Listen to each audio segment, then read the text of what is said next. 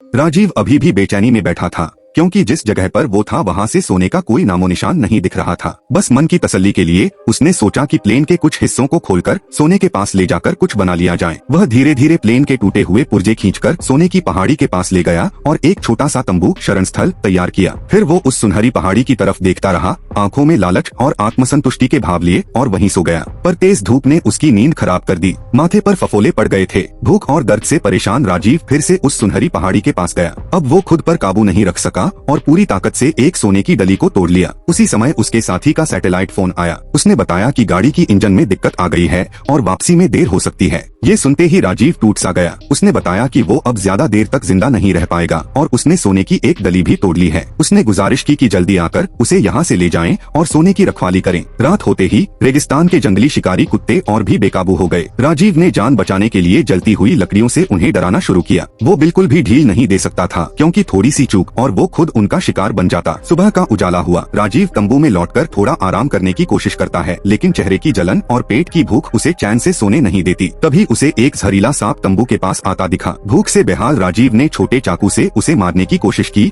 लेकिन चूक गया। सांप भी गया और उसका इकलौता बचा पानी भी गिर गया। अब जैसे हालात और भी खराब हो गए। वो फिर से प्लेन के पुर्जे लेने गया। तभी उसे दूर एक इंसानी परछाई दिखाई दी। वो जल्दी से प्लेन के अंदर छुप गया और सोने की डली को छुपा दिया। फिर ऐसे बाहर निकला जैसे वो एक सामान्य खानाबदोश हो। ये महिला थी सारा। सारा को बहुत हैरानी हुई कि कोई यहाँ इस वीराने में क्या कर रहा है। उसने राजीव को सांप का मांस खाने को दिया, लेकिन राजीव ने मना कर दिया। फिर उसने अपने पानी की बोतल से जोर जोर से पानी पिया ताकि राजीव जल जाए। जब राजीव ने बातों को टालना शुरू किया तो सारा शक में आ गई और सीधे उसके तंबू की ओर बढ़ने लगी। राजीव डर गया, क्योंकि वो जानता था कि अगर सोना दिख गया तो खेल खत्म। उसने सारा को रोकने की पूरी कोशिश की और कहा कि वो प्लेन का शरण स्थल उसे दे देगा, लेकिन सारा पीछे हटने को तैयार नहीं थी। आखिरकार राजीव उस पर चिल्ला उठा, दूर हो जा यहाँ से। लेकिन वो ज्यादा देर तक खड़ा नहीं रह सका। डिहाइड्रेशन से वो गिर गया। सारा तेजी से उसके तंबू की तरफ गई और वहाँ कुछ टटोलने लगी।